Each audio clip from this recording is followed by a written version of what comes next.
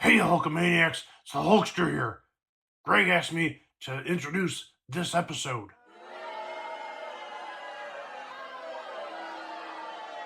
Stop booing! What did I do?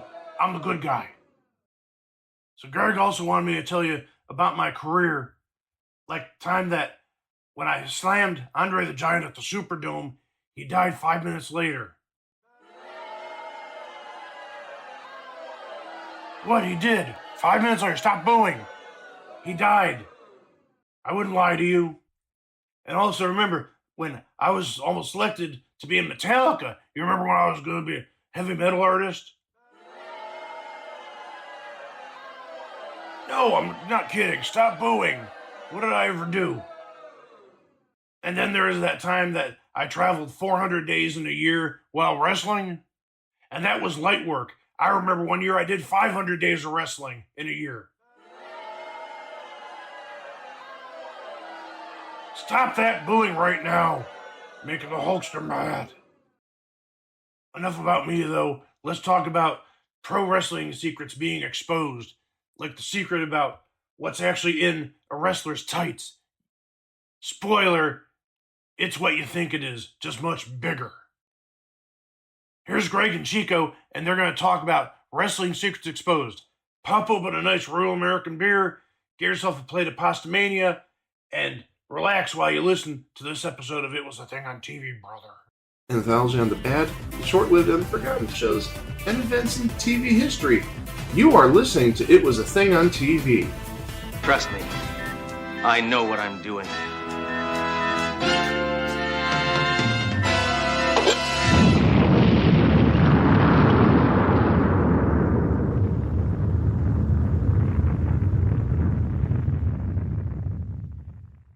Episode 552, submission OT 68, Exposed, Pro Wrestling's Greatest Secrets.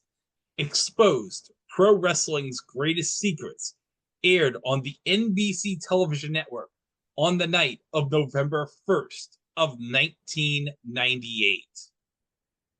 Well, Chico, when this episode comes out, it will be Saturday, April 19th, which will be the night of WrestleMania 41, Night 1 at Allegiant Stadium, the home of the Las Vegas Raiders, for WrestleMania. Oh, it's going to be a beautiful thing to watch. And the thing about WrestleMania, and you know this more than I do, but I know it too, you never know what's going to happen. Oh, no, you never know what to expect at WrestleMania. You might have like a surprise return, like somebody you haven't seen in WWE for years, like when the Hardy Boys returned at WrestleMania 33, which was like a whole big, like, oh, I was so excited when that happened. The World Championship, where, as we talked about, when Cody won it last year, that was a big deal when he won it. I mean, even when he returned from WWE, like, in WrestleMania 38 against Seth Rollins. It's the showcase of the Immortals, Chico.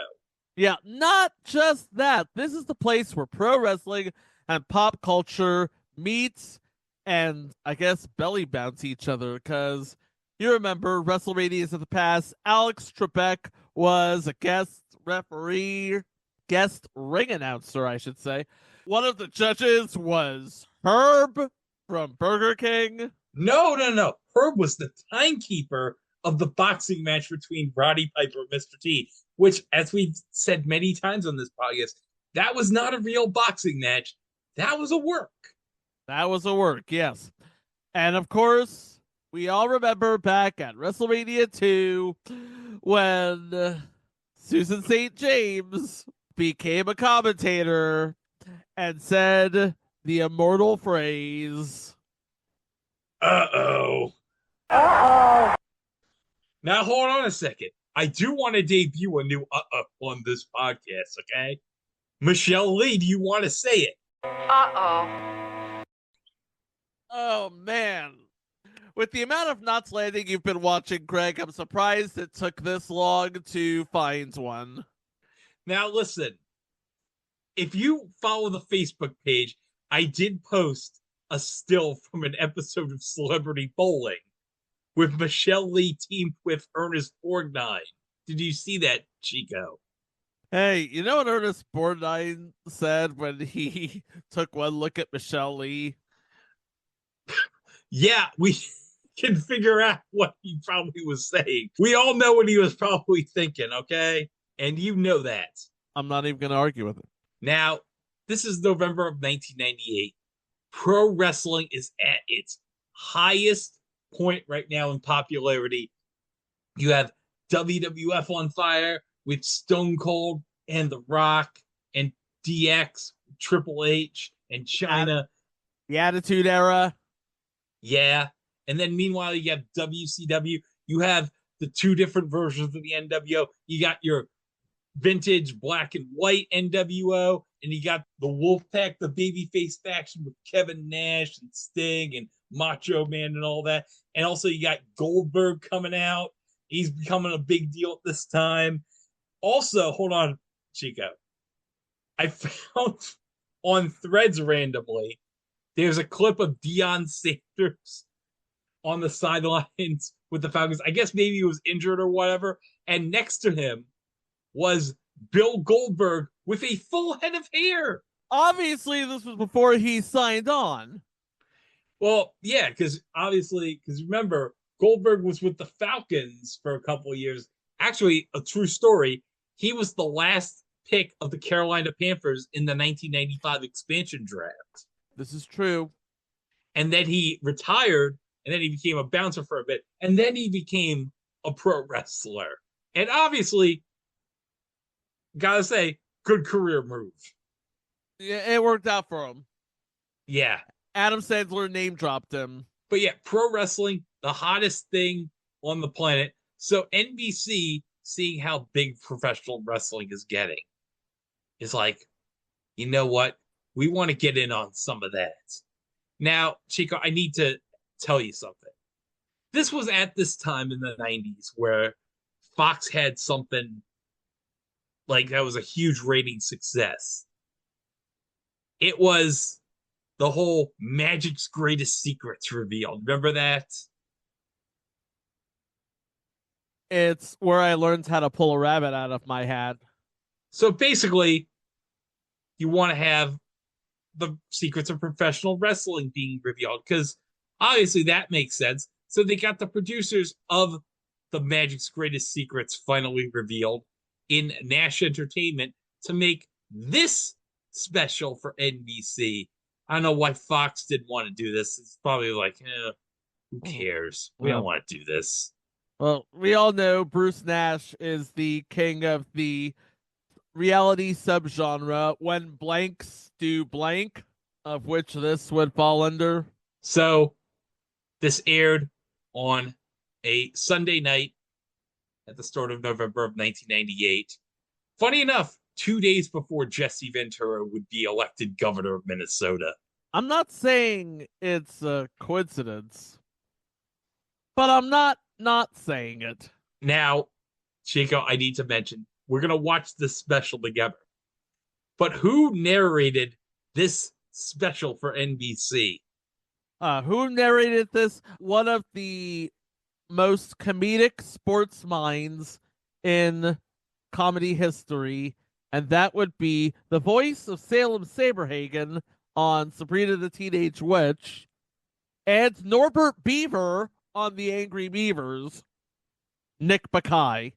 But yeah, we're going to have the secrets of professional wrestling finally revealed. And like how on Magic's Biggest Secrets finally revealed, how they would have like the masked magician, all the wrestlers are all in masks because you don't want to break kayfabe, brother.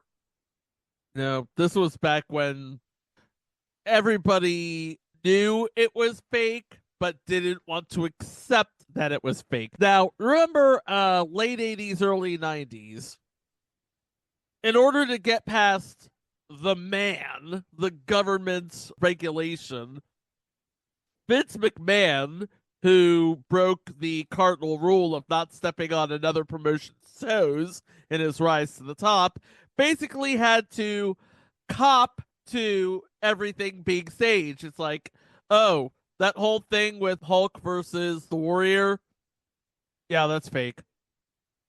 Yeah, everything about that was fake. It was all planned out like at Patterson backstage somewhere. That thing that happened between Macho Man and Superfly, yeah, that was written out too. So yeah, everything about pro wrestling is fake. Oh no, predetermined, because they don't like that F word. So I want to be technical. Predetermined sport, okay? We're going to get all the secrets of professional wrestling to be finally revealed. Let's go through this together. Hey, if we can watch Dwarf the Bingo King, this has got to be way better than Dwarf the Bingo King. By the way, before we begin, we gotta give a shout out to Nostalgia Mania Wrestling on YouTube for uploading the entire special. 8 masked wrestlers will enter the ring in this deserted arena and expose some of the greatest secrets of all. The secrets. They're going to reveal all the secrets of professional wrestling, Chico. Yeah, I actually have the location of this. This is the Grand Olympic Auditorium in downtown Los Angeles. Yeah, a very historic wrestling venue back in the day.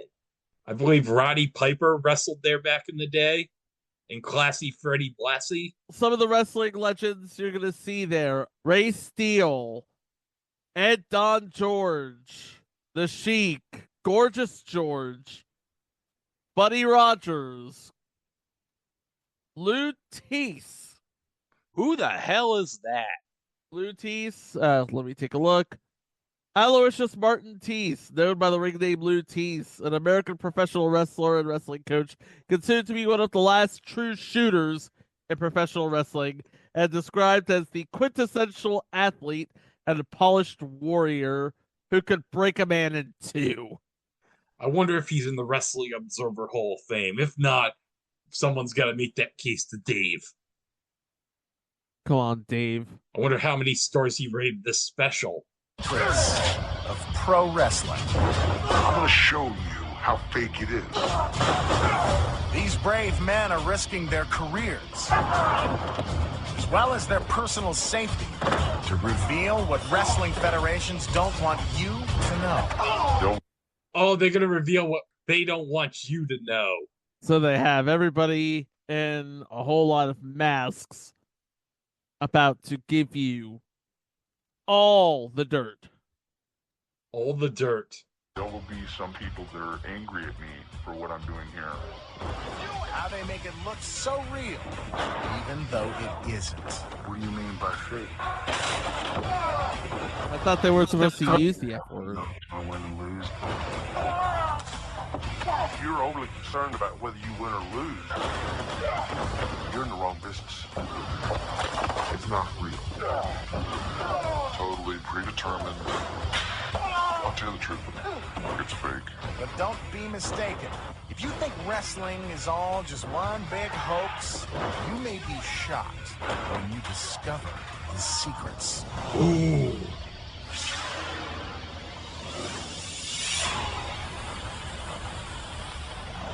Before we get to the action, let's meet the masked men who will expose wrestling's greatest secrets. Oh, man, are you excited? We're going to meet the people who are going to expose all these secrets. They're going to kill the business. They're going to pull back the curtain. We're going to see how the sausage is made. Wrestlers' names and appearances have been changed to protect their true identities. Here is brute force. Ooh.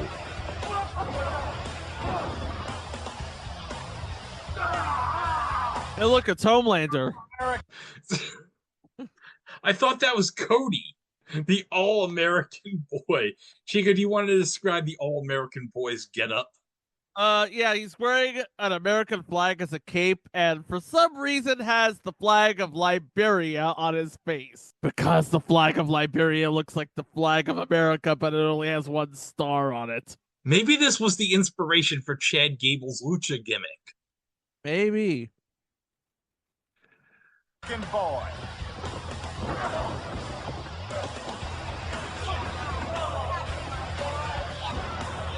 Colossus. Colossus.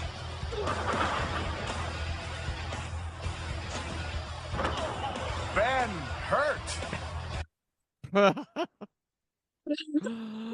They did not come up with these characters on their own, did they?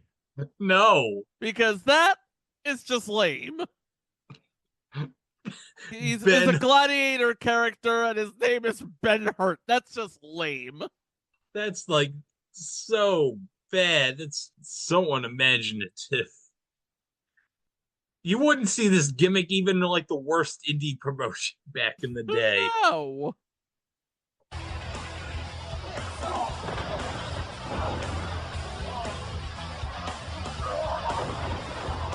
Private Pain. Oh.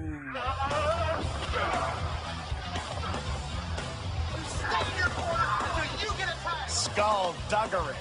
Midway calls gimmick infringement.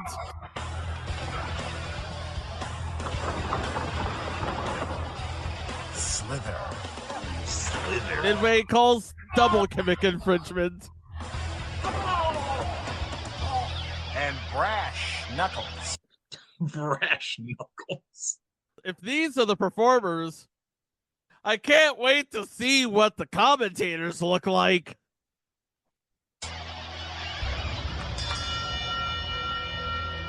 There's no way getting around it. You watch TV every Monday night, and you can see, oh, they're stomping when they punch. Oh, they're stomping when they kick. They're not punching. I mean, it doesn't take a genius to figure out that punches are pulled. Oh, the basics. We're gonna learn the basics of wrestling. Every wrestling match is filled with explosive action. The violence looks real because the men in the ring employ secret tricks to make it look a lot more dangerous than it really is. The deception starts with 5 basic moves that every wrestler needs to know. Oh. Wrestling basic number 1. Oh, the body slam. Most people Oh, think yeah. body slammed in the ring, it doesn't hurt. Nothing can be further from the truth. That's because you're lifted 6 feet above the ring and slammed into the mat at full force. But there's a secret to how it works. First, Private Payne isn't lifting Ben Hurt by himself. They're actually working together to pull off this trick. It's really Ben who's pushing off of Private Payne's thighs to launch himself into... Oh, look at that. Yep, that's a jump. It's not just a lift, it's a jump. You notice that he was jumping into Private Payne's arms, and Private Payne's arms is now twisting to create the illusion of, a reversal of energy. Now I paused this at 3:45. Doesn't it look that Ben Hurt has his hand on Private Payne's balls? He's got his hand on Private Payne's privates. Privates! See? There's the push-off. Oh, it's on the thigh, not the But balls. that's not the only secret. Private Payne isn't trying to hurt his opponent. He's actually trying to help him by not slamming him down until his head is safely tucked in. He avoids injury by landing flat on his back and not on his head. Now, interesting story here. I tried ice skating and actually did land on my head. I will tell you right now. This is legitimate. You gotta tuck. Otherwise, you're gonna land on your head, and I will tell you right now, it hurts like a bitch. Now for basic rule number 2, the punch. If a 280-pound guy punched a 300-pound guy in the face, he'd either have no teeth or a broken jaw.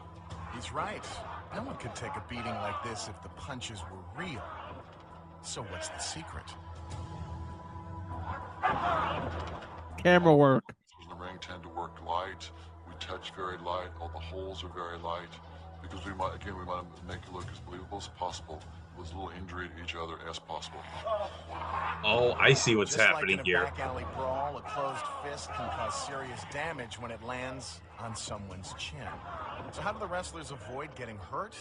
Here's the secret. An open fist, which doesn't pack any real punch. Unlike movie stuntmen, wrestlers don't swing and miss. They make light contact so their opponent will know when to react. From this angle, we can see that the punches are so light, they barely touch the wrestler's stomach. But the fans think they're real because they don't know the secrets. On to basic move number 3, the stomp. There's always a lot of stomping going on inside the ring. No, these wrestlers aren't doing the Texas two-step. They're creating another illusion by making the punching sounds with their feet. Oh! You bet the Lord Wow. get a lot of noise. Here's basic move number 4, the kick. It's all about minimizing the impact, you know. It's no different than a boxer rolling with a punch. The best way for a boxer to protect himself when a guy's hitting him with a punch is to roll with it. The combination of ballet and brutality. The head kick takes perfect timing. In this case, some acting lessons wouldn't hurt either. Here's the secret. There's no real strength behind the kick because there is no kick. The All-American boy simply holds his foot up. Yep. And brute force runs into it. The foot Pretty does much. contact, but not where you think. Brute force's hand, not head, takes the force. Oh!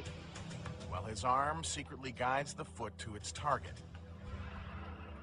Now you see, it creates the illusion. Oh, it hit him in the head. But nope. He put his hand up. Didn't hit him at all. Now you see, here's the thing. In this era, in like the late 90s, this was like around the time of like ECW and whatever. Whenever they would have like a chair shot into the head, a lot of people would not put the hand up. They would get actually hit in the head because they wanted to be like, oh, we want to make it look real. We don't want it to look fake or whatever. And Right. a lot of those people ended up probably with a lot of CTE. Mm-hmm. And probably died way too young because they wanted to make it look real. So if they watched this special, a lot of things might have changed. But What are you gonna do, huh? When he snaps his head back at just the right moment, the kick looks real. But we know it isn't. Finally, basic move number 5, the headbutt. Headbutts are awesome if you know how to do them. I'll hit my thumb or my hand. Sometimes I might not even come close. The headbutt appears to be a savage and unmerciful act in which heads collide with raw energy. Of course, that would cause an instant concussion if the wrestlers really smashed heads, but they don't. The secret? With his hand on the All-American boy's head, brute force drives his forehead into his own thumb, pulling sharply away just as he connects. And the audience goes right along for the ride. Now that you know the secrets behind these 5 basic moves, you'll never look at wrestling the same way again. So what makes these moves look so believable when you watch a match? Wrestlers call it the sell. If I'm laying somebody beaten, and if they don't know how to sell what I'm doing to them, it's not going to look real. It's not going to look good. It's all about the look. It's all about looking good. It's all about giving product. Yep.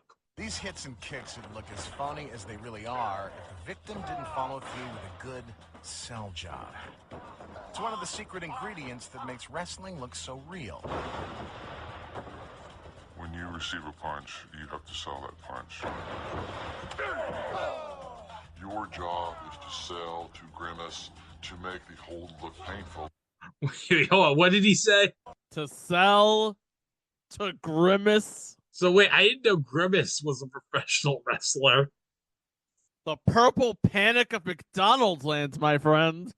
He can do it all. He can throw the first pitch in a Mets game, and he can probably give you a headbutt. And then eat fries on your lifeless corpse. Hold look painful, even though there's absolutely no pressure being applied to you whatsoever. You could lose every match in the world.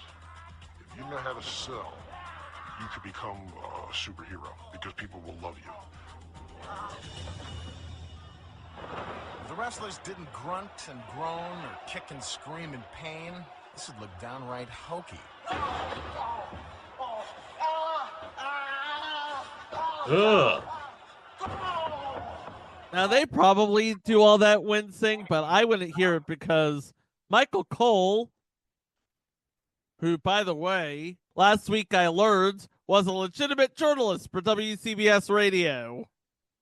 Yeah, he actually was a news reporter for the Gulf War. But yeah, anyway, that guy, that dude, talking his ear off. Snake fight looks vicious. But we know that the wrestlers aren't really hurting each other. Looks like the All-American boy is acting more like the All-American baby. This poke in the eye is pretty convincing. But let's take a closer look at what's really going on. Yeah, what's going on Here, the here? thumb never comes close to the eye. Oh. But the fans buy it because of the sell. Oh. Here's the classic rake across the ropes. In the front, it looks like sheer torture. But from this angle, you can see that the wrestler's eye isn't even touching the rope. His fingers are protecting his face. Now, I've never seen the rake across the rope. No, I never see it either. I mean, for all I know, this is just something Nick Mackay made up just to fill time. But still, I could totally see that. You know why? Because of the sell. Yes. Makes it believable. He continues the sell throughout this hold. It's called the arm bar. That's gotta hurt. Well, not really. Here's The arm bar is like 1/6 of Jericho's 1001 holds. No, he has 1,004 holds. Oh, he has 1,004 now? Well, no, in 1998, he wanted to one-up Dean Malenko because he was the man of 1,001 holds. So he said, I'm the man of 1,004 holds. And every sixth one, I swear to God, was arm bar. Malenko, you claim to be the man of 1,000 holds, but I counted, and you know about 60, but I know 1,004, and I wrote them all down. Here we go. Hold 1, arm drag. Hold 2, arm bar. Hold 3, the moss-covered, 3-handled family gradunzel. Why doesn't he just mail us this list and we'll announce it? Bar. He's just ranting. Number 5, the Saskatchewan spinning nerve hold. This must be meathead microphone night. You think so? He's got 998 to go. Get the hook. We're out of here. Shut up. Get a haircut. Number 10, right-handed. Now see how convincing it looks when he sells it.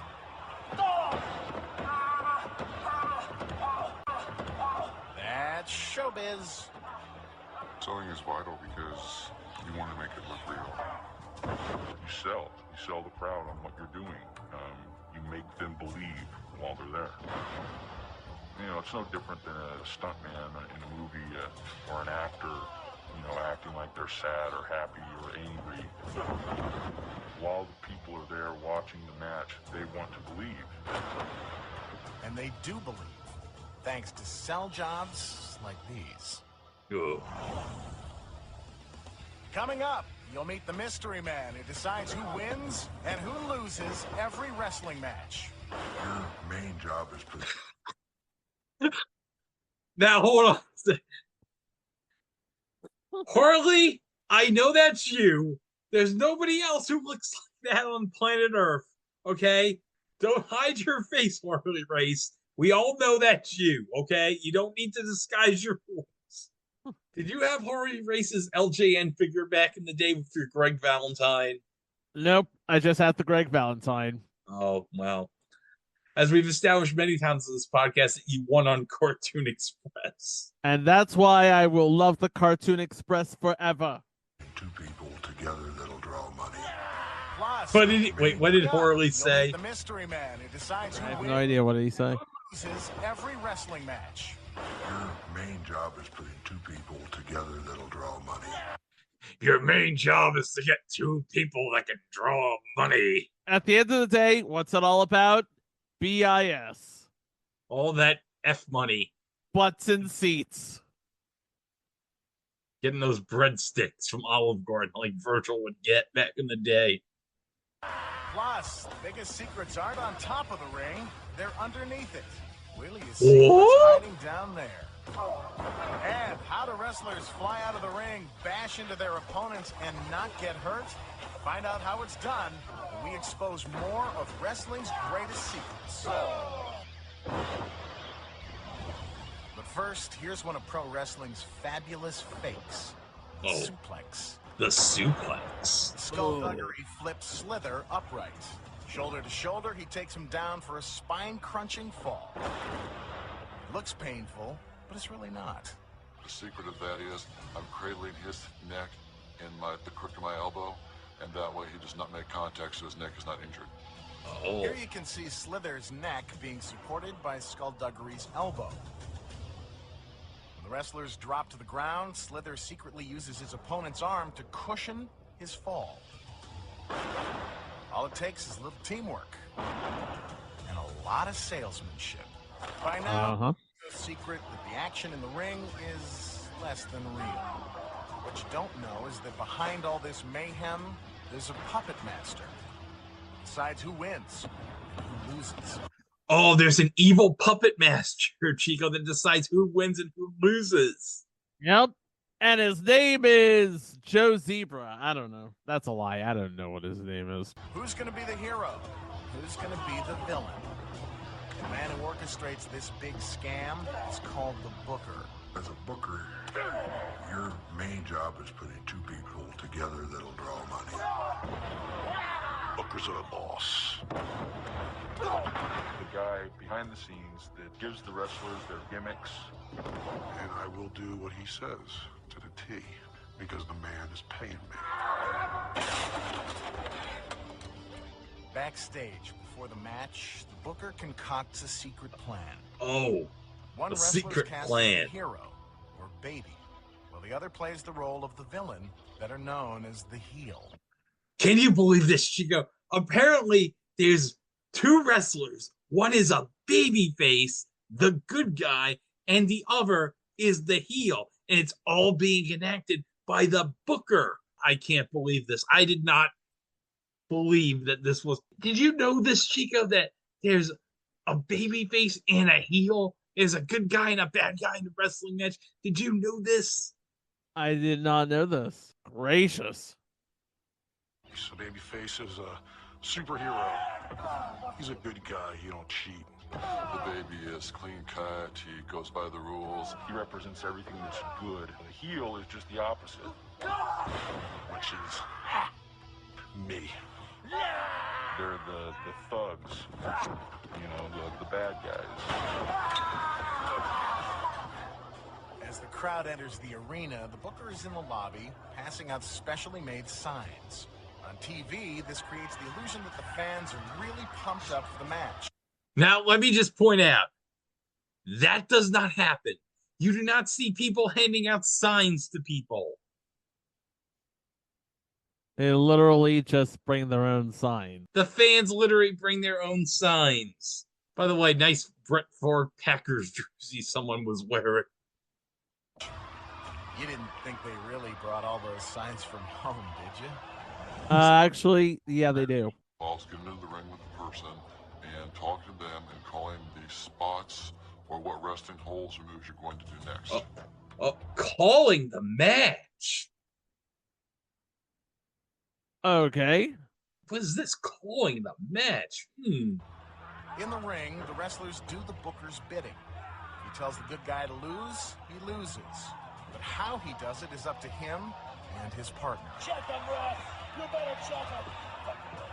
Check him, ref. Check him. He's mine. He's mine. No. The misconception is that the entire match is scripted, with every move perfectly choreographed. But how could two lugs remember all... Okay, now I just want to point this out. I paused it at 14:04.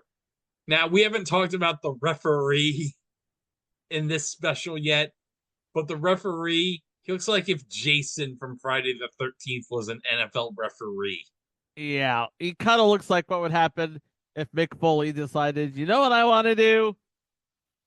I want to be a ref.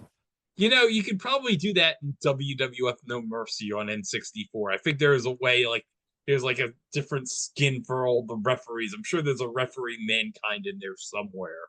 All those intricate moves.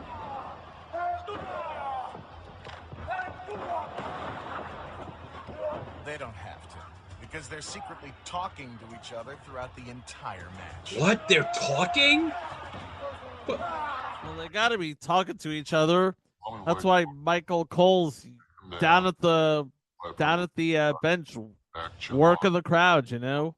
So nobody hears nothing. Telling him exactly what's coming next. With all the noise in the arena, the fans can't hear their secret conversation. I literally just said that. Yeah, what's going on? Why don't we turn on the wrestlers' hidden body mics and listen in? I got him now, baby. Oh, 2 elbows. I got him, baby. You're mine. Tackle. You're mine. Feels like I'm watching an episode of Botchamania where everybody talks too much.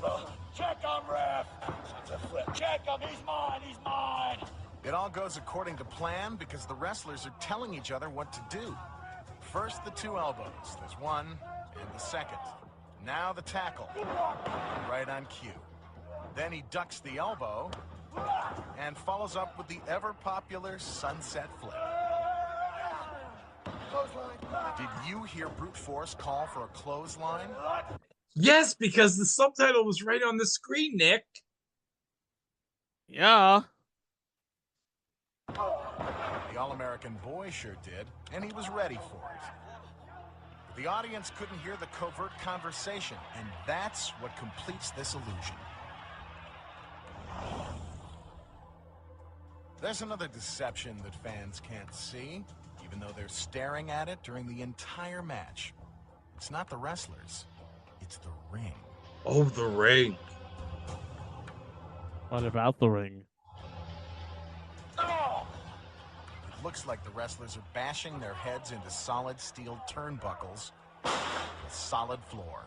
But it's all just an illusion. Turnbuckle covers are called corner pillows, and they don't hurt that much. Why? 4 inches of foam rubber padding, softer than an orthopedic pillow. Now, hold on. Where's the stuffing? Where's, like, the styrofoam pieces that whenever George Steele would eat the turnbuckle would, that sort of thing? That's probably planted in before the match. By the way, Susan, I said the name. Come on, George. George! Come on, George. Okay, George. But the secrets of the ring don't end there. A wrestling ring is different from a boxing ring. A boxing ring has a very hard mat. A wrestling ring needs, in most cases, a little bit of give. Because it looks so much better if a wrestler takes another wrestler up and body slams them, and they hit the mat so hard they kind of bounce up. But how is it possible? A peek under the canvas reveals the secret. Several layers of thick padding. The same kind used to break the falls of Hollywood stuntmen. If you ever used a bedroll when you went camping, that's about the thickness of the pad. But wait, there's more. Some rings have a spring in the middle that absorbs some of the shock, but not all of it. Hidden beneath the ring is a giant spring that cushions the wrestlers' falls and gives them some real bounce. How's that for a shock absorber? And between the foam and the spring lies another secret. Loose sheets of plywood that provide an added bounce. An even more devious effect of the plywood is the bone-crushing sound it makes when a 250-pound body slams into the canvas. But lurking below is a bigger, more deceptive secret. A microphone that sends those crashes. Now, let me note, the microphone is not maybe on an indie show, like on an independent wrestling show, but WWE, no. They don't use mics. No. Or at least not mics that big. Bangs through the arena's speaker system, amplifying them 100 times over. Some microphones put underneath the ring for the enhanced sound. Make a body slam or a backdrop or anything sound a lot worse than it actually is. You'd think the fans would notice that the slams are louder near the speakers. Here's the way those punishing hits sound to the crowd.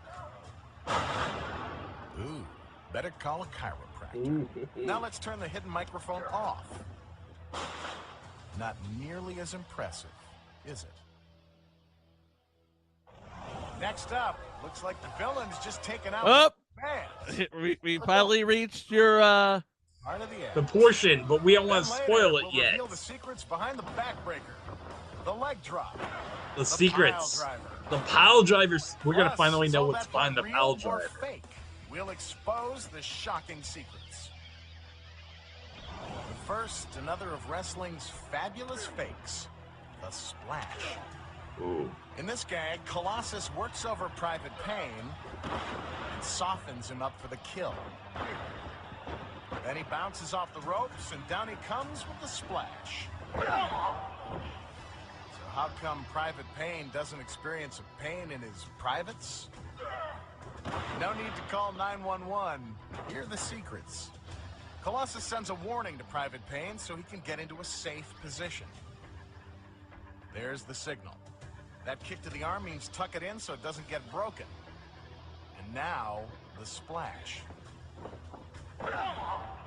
Watch how Private Pain lifts his head up off the mat to absorb the shock. This also gives the illusion that he's had the life squashed out of him. The Colossus simply lands on his arms and knees. Wrestling fans have been tricked again. Oh, we're fooled again, Chico. Oh man. Those dastardly wrestlers.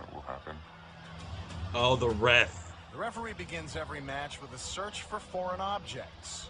As if those get-ups weren't foreign enough. Now, let me just point out, if wrestling was real, all these referees, they would all fucking lose their jobs. Pretty much. Just all the interference, outside interference, and pretending that they don't know shit, and they get knocked down all the damn time. Now, Chico, you listen to the podcast me and Dane do. In the last episode, we went nuts over one of the refs in the last show we covered, which was WWA Inception and WWA Revolution, where freaking for some reason they had the commentary over the PA, and the referee had to pretend he didn't see anything, even though it was said over the freaking PA. We're just supposed to pretend that we didn't hear that? Yeah. Of course, the ref never finds anything. Why should he? He's in on the scam. Guys, go back to your corners. The real purpose of the shakedown is to give the ref time to pass on last-minute instructions from the booker to his wrestlers. But don't take our word for it. Let's turn on our secret microphone. Hear it from the ref himself. We're gonna need a couple extra minutes in the main event, okay? So we need you to jumpstart the crowd a little bit. Jump the guy at the bell. We need a couple extra minutes for the main event here. He's gonna jump you at the bell, okay? Guys, go back to your corners. Referee is every bit as important as the two wrestlers are. But the more you're aware of him, the poorer he's doing his job. When wrestlers can't communicate directly with each other, the ref acts as the messenger. This is known as passing a move. Listen as the ref relays the secret information. Hey, come on. Let your man out of the corner. Open that. Let the man out of the corner. Come on. Let the man out of the corner. Move. How you doing, buddy? Move. The ref slips out of the way at the last minute, and no one is the wiser. The role of the referee, he is supposed to be about 5 seconds behind everybody else in the building. And that is well, no from shit. The popcorn vendor to the guy taking tickets can see what's going That's on. But none of this is secrets. This is just Instead of being the a business. in the ring, the ref is just one more con. You know what I mean? The Yeah. business. It's called the Business. blind eye, where he conveniently overlooks an illegal Oh, now move it's the in order spot to where the stir up referee fans. pretending like, oh, I don't see anything. Oh, well, the And here- wrestler's getting double teamed. I see nothing. Now let's hear Harley explain it. In the they don't even make it. No, they're not. That's a really crappy disguise there, Holly. It's an illegal move in order to stir up the fans. Told the referee to call everything that he sees. Just don't put yourself in a position to see everything. In this tag team match, the ref purposely turns away just as the tag is being made between the good guys. The ref appears to be reprimanding the villain for climbing into the ring. He's really just waiting for the signal to turn back around. There's the signal. When the ref sees both good guys in the ring, he tries to kick one of them out. This leaves the villains free to beat the daylights out of his partner. They're all in on it together. Now, everyone in the joint, Duh. but of course the referee hasn't seen it. And as the traditional rule goes in wrestling, if the referee does not see it, then it did not happen. Why do they pull this con? To get the crowd all worked up. When fans see the good guy being pummeled behind the ref's back, they become enraged. The crowd then, because they've seen this, they get mad at the referee. They're mad at the heel wrestler because this great injustice has happened. And there's nothing they can do about it, just like real life. The ref also serves another underhanded purpose. He paces the action in the ring, making sure the fans' blood pressure rises to a boiling point at just the right moment. Of course, there's a trick to how he does it. The ref is secretly given directions by the ringside announcer, who is constantly monitoring the excitement level of the fans. If the crowd is hot, a discreet two-finger signal tells the ref to let the action continue for 10 more minutes. 10 more minutes? Can they keep it up for 10 more minutes? I took a spinning class for the first time this week, lasted 40 minutes, but those were a fight. And they were expected to go for just 10 doing all that? Nah. Who would want 10 more minutes of this match? No sane person would want 10 more minutes of this. Yeah, because obviously the cage match rating with this one 10 more minutes would probably be like 2.5 or something. But if the crowd is losing interest, he puts up one finger, telling the ref to wrap it up in 5. And when he sees the announcer's pen, the ref knows it's time to bring down the curtain. Bring it home, boys. Within seconds, the match is over.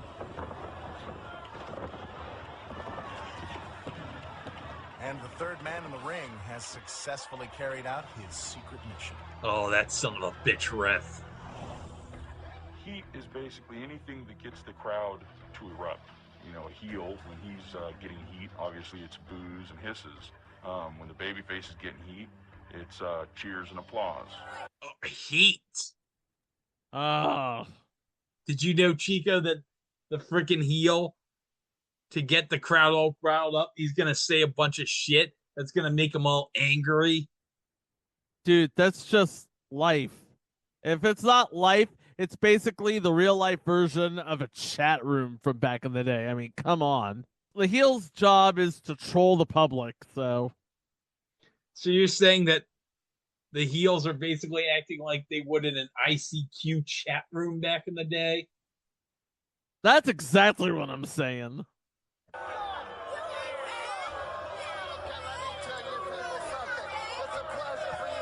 He's looks like he's just holding a mic doing his stand-up act.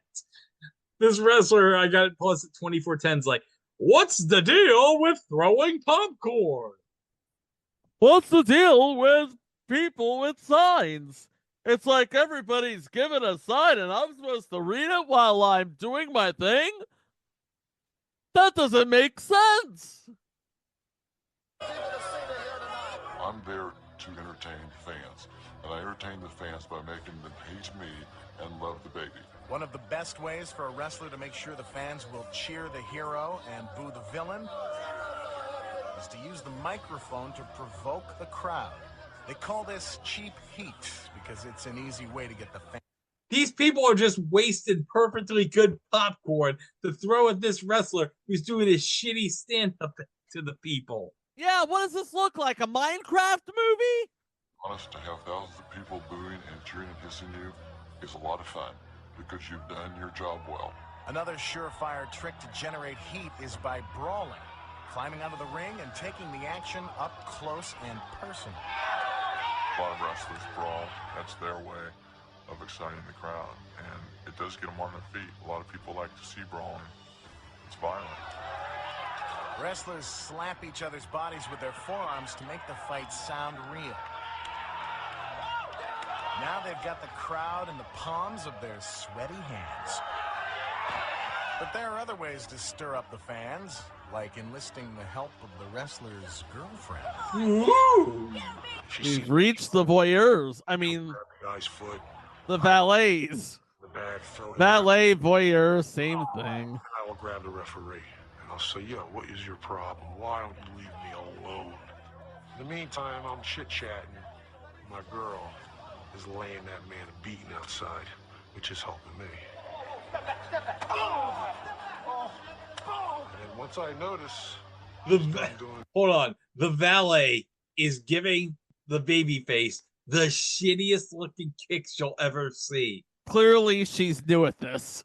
I'll say this: the chair shots that Deborah Wilson gave Will Sasso that one episode of Monday Nitro, where he wrestled Bret Hart, was more believable than those kicks. I remember that episode. That was a good episode. I got to be quite honest, given Bret's stint in WCW, that sadly is probably like one of the highlights. Oh, but yes. Her job, I'll tell them to turn around. See her standing there in the corner, not doing anything. And wrestling is not what it appears to be. In that sense, we're exactly like Hollywood or the movies, because everything you see is a total illusion. Shills and plants. From the moment the wrestlers enter the arena, their plan is to work the crowd. The villain's job is to act as despicable as he can. He wants the crowd to really hate him. There's no better way to turn up the heat than the old autograph bit.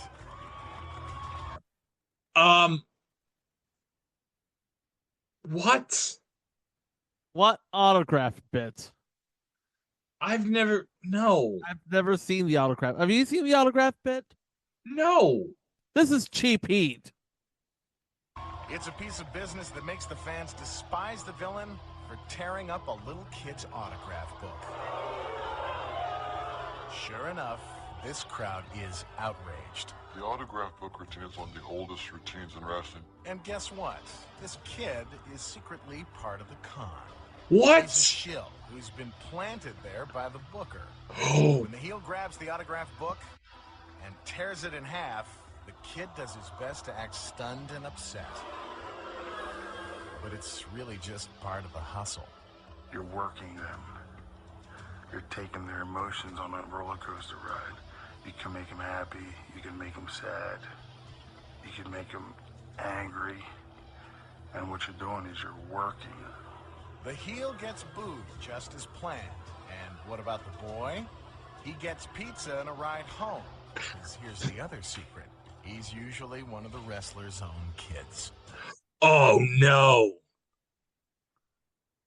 That I believe. I totally buy that. And I have it paused at 27-24. He has this big grin like, yeah, I caught this. And that first. While the wrestler's giving him the noogie, you see. Like, yeah, good job, kid. We walk in the ring. You're getting extra cheese today. There's another character planted in the audience that you'd never expect to be on the payroll. And when she plays her big scene... Oh! Okay, here it comes. Okay. Ushers, close the doors. Nobody leaves for the next 3 minutes of podcast. Yeah, we're not going to say anything. I'm going to turn the audio up. We're going to mute. And let Nick explain it all. She creates more heat than you could ever imagine. Can you pick out the plant? It couldn't be this sweet old lady.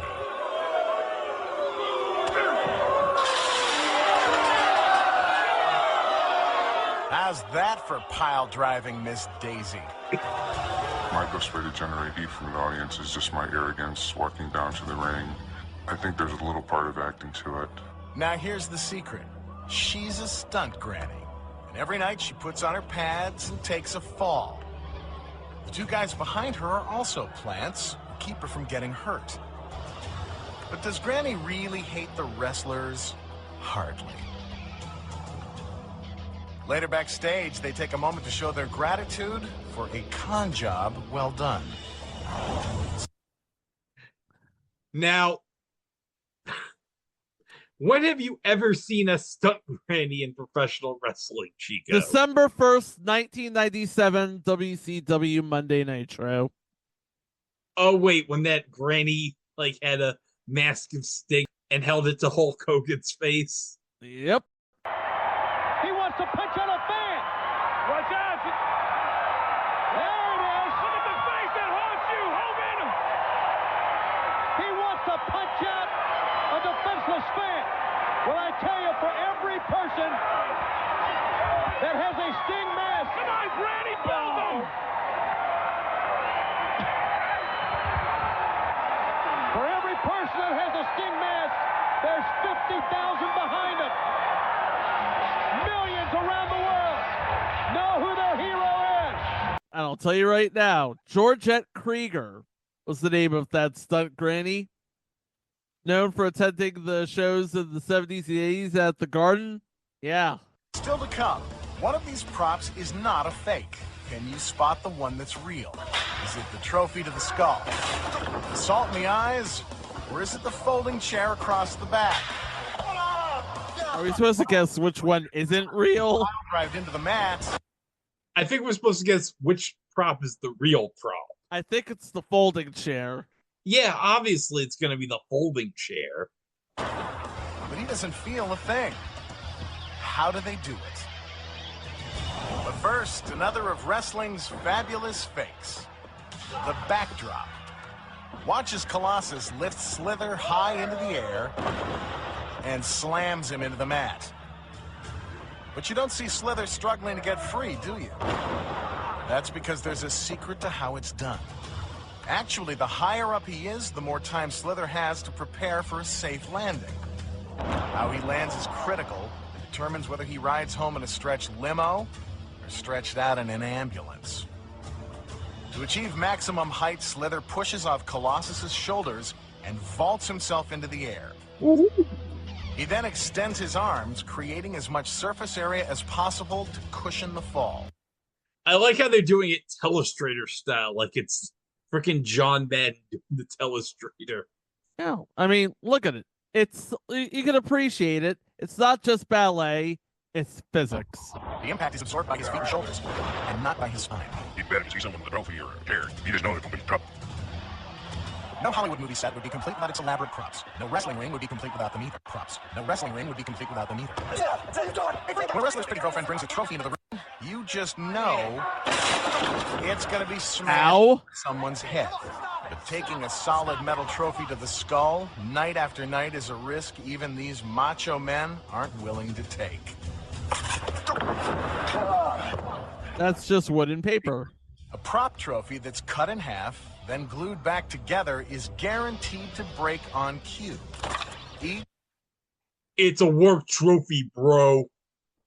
And every time.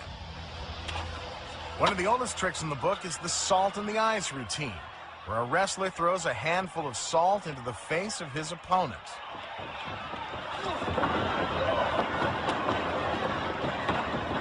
That didn't happen.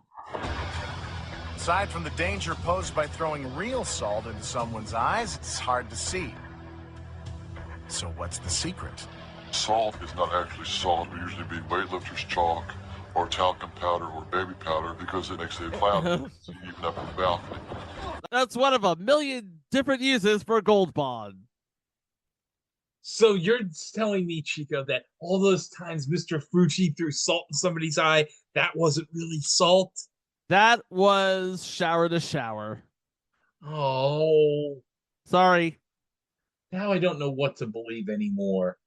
But there are still more props in the wrestler's bag of tricks. Those chairs aren't fake. I mean, you get hit with it, you get hit. So how does a wrestler take a solid steel chair to the head and live to tell about it? There's a secret to that, too. The chair is absolutely positively real. When someone takes a chair shot, the chair bends.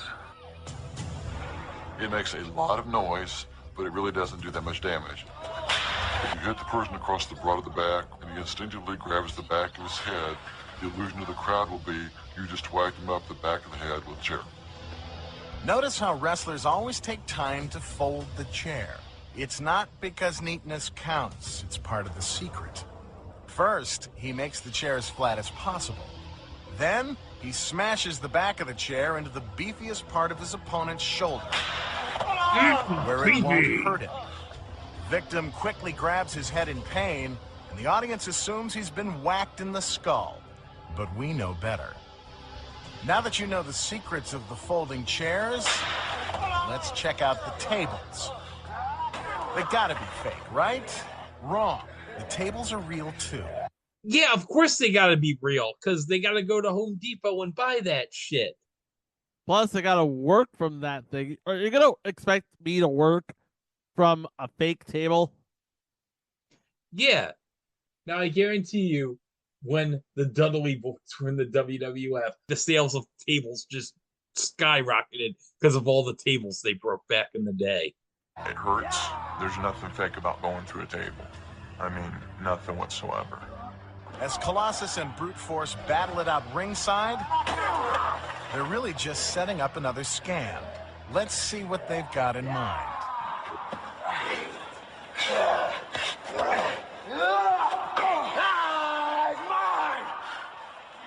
Just when it looks like Brute Force has gotten the upper hand, Colossus spins his... Okay, I have it paused at 32:56. Do you want to describe what's on this table? All right, we have a microphone. We have two microphones, actually. Few papers, but here's the thing. There's nothing in the middle of the table. So we know where the performer is about to drop. They're not going to obviously drop him on this old-ass 1970s tube TV that's sitting there for some reason. Nope. Opponent around and sends him flying. But if the table Nailed is it. real, how do they avoid injury? Here's the secret. The underside of the table hasn't been sawed through like you might expect. It's made of lightweight particle board, which is nothing more than pressed sawdust. A regular standard 8-foot table made out of particle board is broken with about, 200-300 pounds pressure coming down on top of it. You would like to put them through right dead center. Put them right dead center, this way you know it's gonna break. The idea is to hit the table in the middle, at its weakest point. It's simple physics. Since the table is softer than the concrete floor, it breaks the wrestler's fall. But it sure looks dangerous to the fans, because they don't know the secrets. You could make a drinking game about the amount of times Nick has said, because they don't know the secret. And if you did make a drinking game out of the amount of times Nick said because they don't know the secret, you'd be throwing up or in a stretcher headed to the hospital by now. When we return, our wrestlers confess their darkest secrets, how they pull off their most devastating moves. The Bulldog Headlock, the Leg Drop, the Backbreaker. It may look like they're killing each other, but looks can be deceiving. Plus, the truth behind wrestling's biggest and bloodiest secret. But first, another one of wrestling's fabulous fakes, the flying body block. When wrestlers fly out of the ring, the crowd goes wild.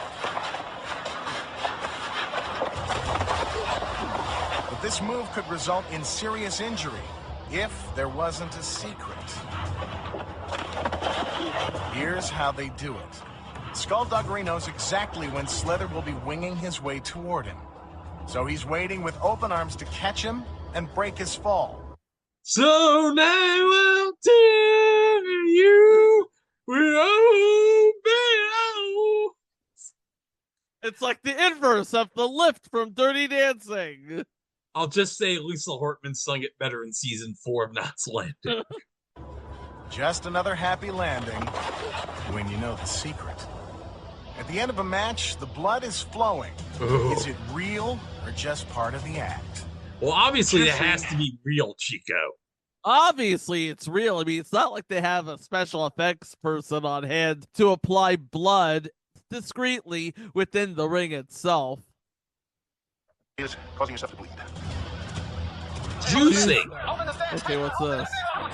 The granddaddy of all cons is when a wrestler is literally beaten to a bloody pulp. Hey, out of the man's hair! Out of the man's hair! Hey, what are you doing? Hey, come here! What's wrong with you? What are you doing? What do you think you're doing? Nothing. Juicing is simply where the person kind of stuff in the ring and bleed, just to add more realism to that match. Wrestling fans think that the All-American boy has bloodied his opponent's head, but he had nothing to do with it. In this angle, we can see that Brash Knuckles doesn't come anywhere close to the turnbuckle. So why all the blood? Most people think it's fake. But here's a secret you wouldn't expect. That's a real cut, and the blood's real too. But how did it get there? Let's take a closer look. As the ref steps in to check on Brash Knuckles' condition... All right, so it's real. Yeah. So the ref is going to slip the guy who's getting bloodied up a razor blade. So he's going to cut it on his head, and he's going to bleed. This is like an actual thing. That's why they call it a blade job. If you've ever seen a picture of Dusty Rhodes, you ever see a picture of like his forehead, that's because he cut his forehead constantly doing this. A tiny sliver of a razor blade wrapped in tape. There's the handoff. If you didn't know where to look, you'd miss it. So much for the ref being impartial, but we already knew he was in on it. You may want to look away, because this part gets pretty gruesome. With a concealed blade, he secretly makes a small incision in the crease of his brow.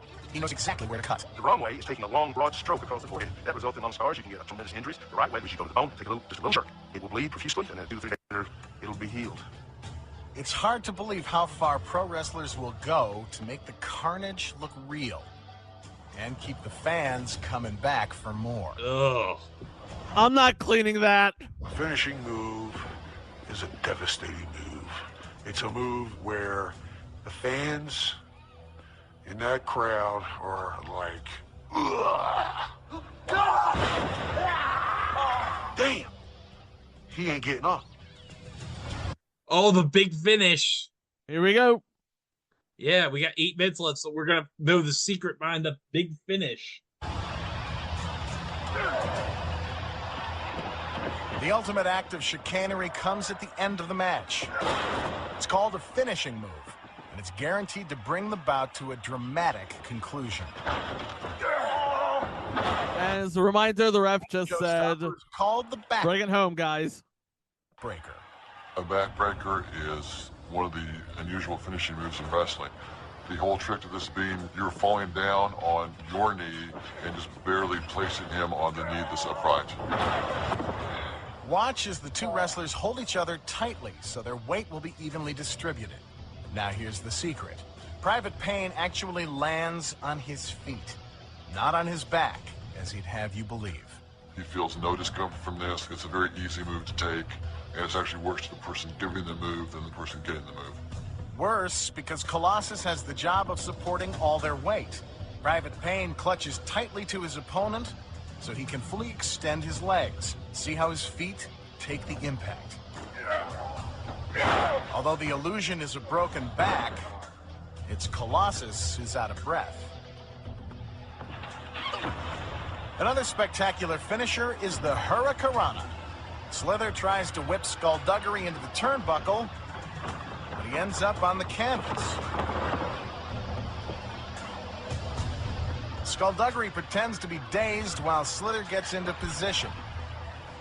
Up and over, he buries him with the mighty Hurricanrana. And this match is over. There are a lot of different variations to the Hurricanrana. Is over. It's very risky. It's risky, all right, unless you know the secret. Don't watch Slither, because he's not in charge here. It's Skullduggery who controls the move. Watch as he does a full forward flip, driving himself into the canvas. He makes sure to get full rotation so he doesn't squash his opponent. Meanwhile, Slither tucks his head in to avoid hitting the ring post. Yeah. Yeah, thank you, Nick, for telling us this. Yeah, we literally just saw that. That's how it's done.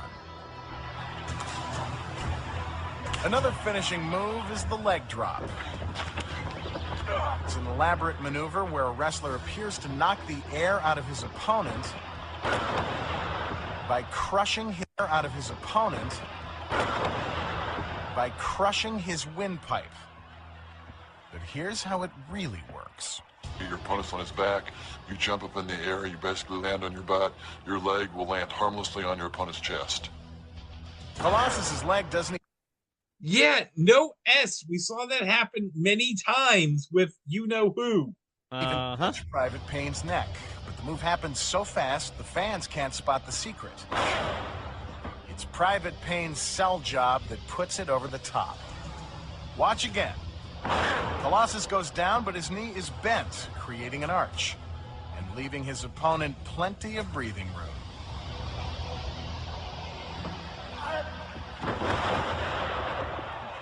Here's another big finisher. Looks like the hero is about to lose, but a smart booker wouldn't let that happen. So the good guy employs a tricky move to make his comeback. The Bulldog Headlock.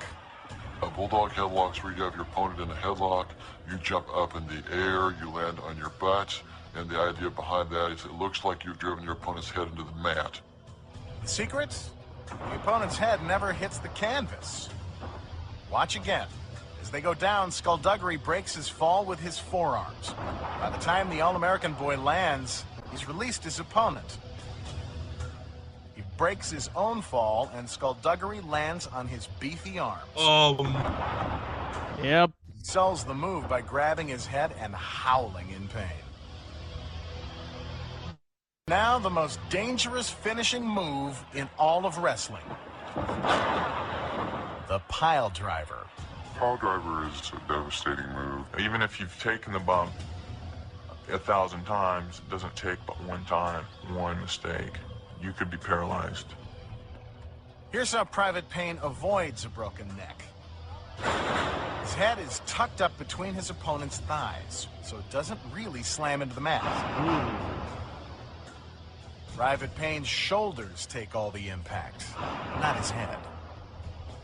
When I land, I'll land vicious and hard, but most of the shock will be to my butt and upper thigh area. Private Payne uses his arms to push himself up at the moment of impact. This sounds dirty. Looks dirtier. Fans think he's been pile drived into canvas head first. If you land the wrong way, you aren't going to get up from a pile driver. You'll probably just be stretched out. But you'll be safe, as long as you know the secret. For professional wrestlers, pulling off the secrets is one thing, but taking all that punishment is another. The fact is, these men endure a tremendous amount of physical abuse in the ring. Over the years, they've suffered more bumps and bruises than they care to count. I've had a lot of injuries, and none of those injuries were fake. The times that I've been busted open, the scars that I have on my body, those are not fake. Those are all real. No one's supposed to get hurt, but people do get hurt. So what you see in professional wrestling is real. I've had 16 concussions in 1 year. 16 concussions in 1 year? Ow. You know, it's a good thing this is 1998 and nobody knows anything about concussions and how bad they are. Nobody's heard of CTE yet. Yeah. And at this time, we still think Chris Benoit is the stellar guy. Yeah. Yeah, nobody's heard of this yet. I've been hurt quite a few times, been in the hospital quite a few times with stitches, broken ribs, fractured wrist. The list goes on. To be honest with you, I'm one of the lucky ones. Well, good for you. You can get killed in wrestling. There's been a number of wrestlers that have had their necks broken, and if it wasn't for their physical conditioning, they would have died. It doesn't take but one time, one mistake, and your career could be over, and possibly your life. I would challenge anyone from the crowd to get in the ring and do what we do for one day. Now that you know the secrets, you decide. How fake is it? After watching this show, if you still got the guts to ask any pro wrestler, is it fake? Step into the ring and we'll show you how fake it is. Oh! Yeah. Couple parting notes about this.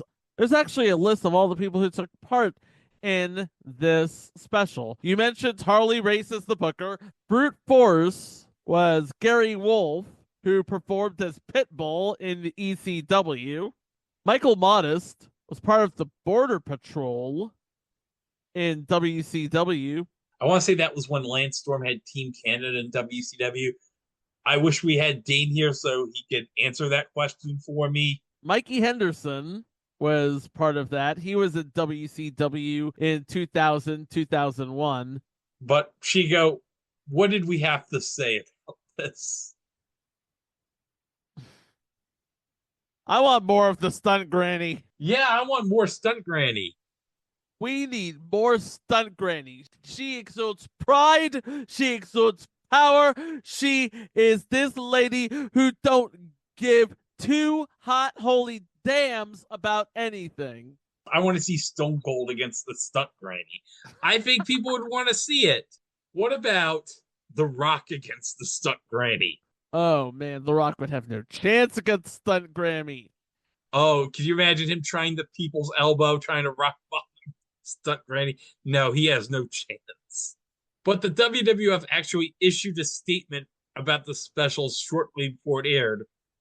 So according to Truth by Consensus Wikipedia, the WWF stated that NBC has hired a bunch of bitter, masked, wannabe pro wrestlers that couldn't make the cut. They went further to say that the real secret to professional wrestling was that all of the WWF superstars sacrificed their body and soul to entertain the fans. Not wrong. Further, Canadian Online Explorer basically stated that this special revealed absolutely nothing that pro wrestling fans didn't know to begin with. Yeah. Now, you might wonder, how did this special do? Well, I have TV Tango right here for November 1st, 1998. So, it did a 7 rating, and it was ranked 4th out of 5. The show that ranked lower than this special was a repeat of 7th Heaven on the WB.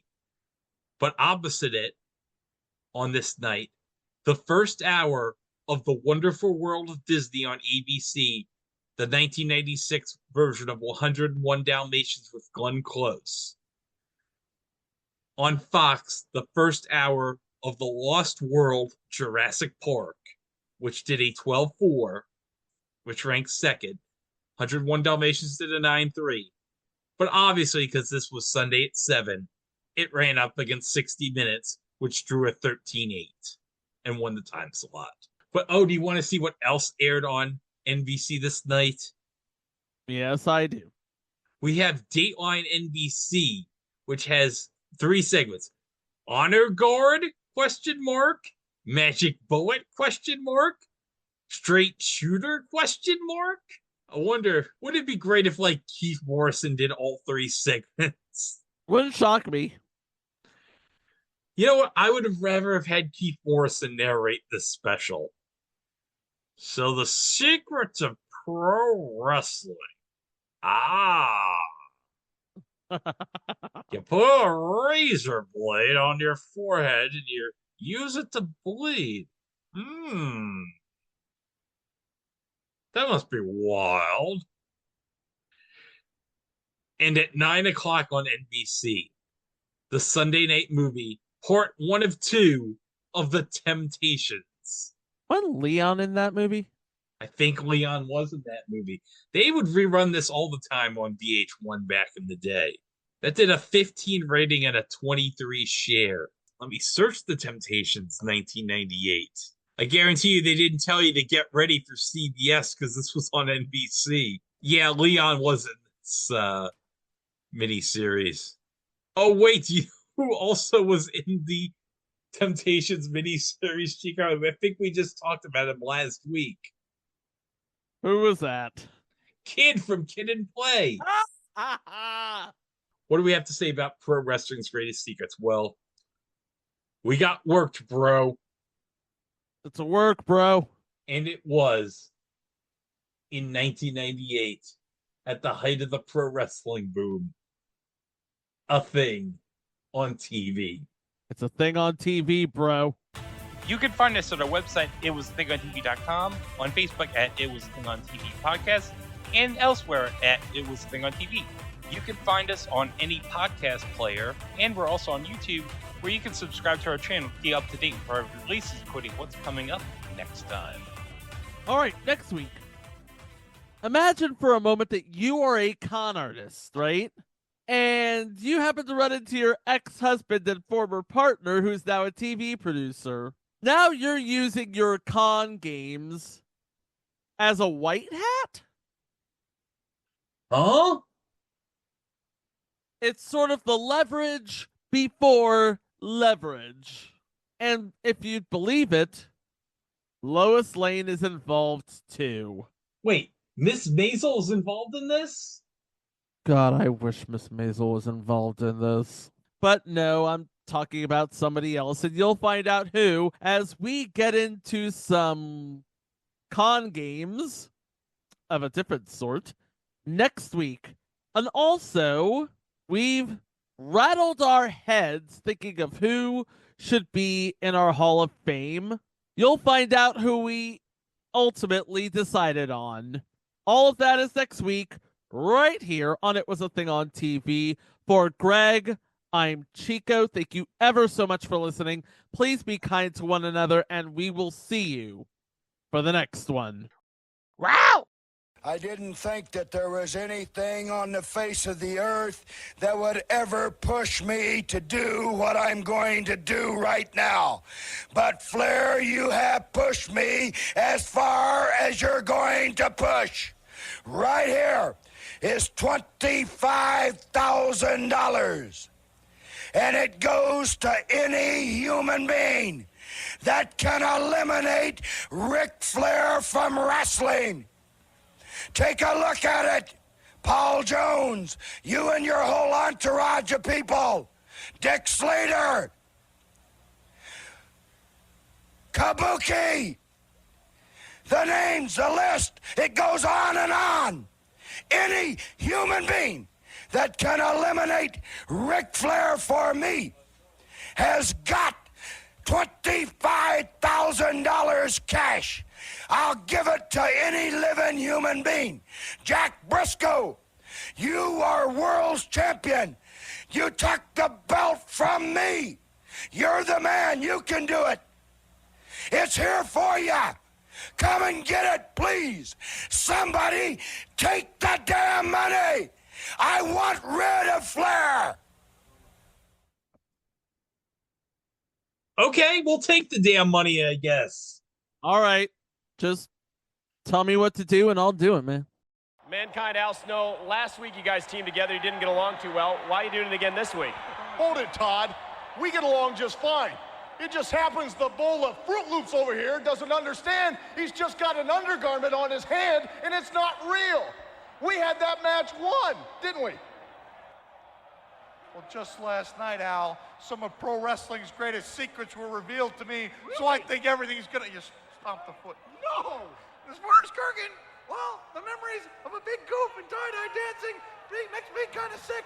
So we're gonna end it early, and if they don't like it, well, we've got one word for them. Socko! Socko!